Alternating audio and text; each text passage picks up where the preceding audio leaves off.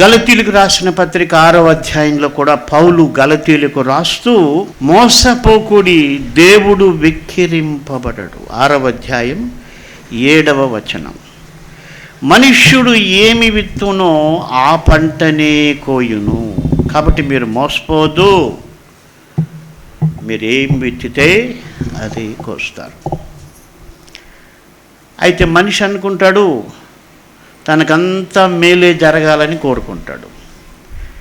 కానీ బైబిల్ చెప్తుంది మనిషి ఏం విత్తితే అదే కోస్తాడు. దానికి కొంత వివరణ కూడా 8వ వచనంలో పౌలు చెప్పాడు. ఎలాగనగా తన శరీరేచ్ఛలను బట్టి విత్తువాడు తన శరీరము నుండి క్షయమను పంట కోయును, ఆత్మను బట్టి విత్తువాడు ఆత్మను బట్టి నిత్య జీవమను పంట కోయును.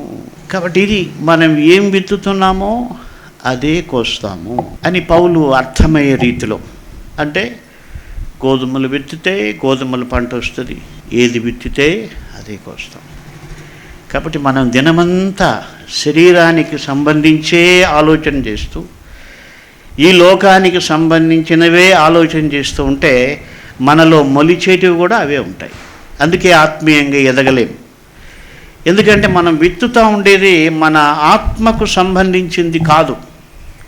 మనం ఆలోచిస్తూ ఉన్నది మన ఆత్మీయ జీవితానికి క్షేమం కలిగించేది కాదు. మనం మాట్లాడుతున్నది మన ఆత్మీయ జీవితానికి క్షేమాన్ని కలిగించేది కాదు. అందుకే పంట ఏమొస్తుంది? వ్యర్థమైందే వస్తుంది. మనం ఏం విత్తుతున్నామో అదే విత్తుతాము.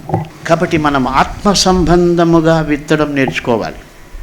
అంటే దేవుని వాక్యాన్ని నువ్వు 1 గంట సేపు చదివితే నువ్వు ఆత్మను బట్టి విత్తినట్టే. ఆయన సన్నిధిలో నువ్వు 1 గంట సేపు ప్రార్థన చేస్తే నీవు ఆత్మను బట్టి విత్తినట్టే. ఆయన వాక్యాన్ని అనుసరిస్తే, ఆయనకు సాక్షిగా జీవిస్తే అప్పుడే నీవు ఆత్మను బట్టి విత్తేటువంటి విశ్వాసిగా ఉంటావు.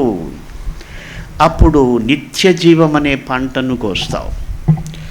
ఆత్మ సంబంధమైనటువంటి ఎదుగుదల కలుగుతుంది.